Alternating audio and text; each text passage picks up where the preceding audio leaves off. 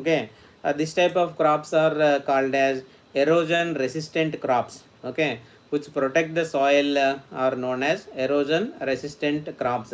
Erosion resistance చేస్తుంటాయి అనమాట. ఇప్పుడు suppose if you take cowpea or if you take ground nut or green gram, black gram, అవన్నీ నువ్వు crop పొలంలో కనుక నువ్వు వెళ్ళేటట్టయితే నీకు నేల కనపడదు. ఇలా మనం డైరెక్ట్గా చూడాలంటే నేల కనపడదు, ఎందుకంటే అవన్నీ వాటి తాలూకు ఆకులతోటి కొమ్మలతోటి మొత్తం అంతటినీ కూడా కప్పేసి ఉంచుతాయి అన్నమాట.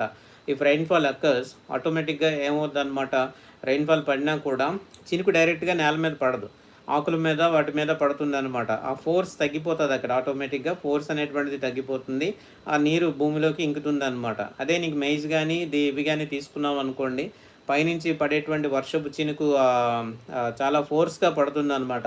పడినటువంటి వర్షపు చినుకు నేరుగా డైరెక్ట్గా నేలను తాకుతుంది.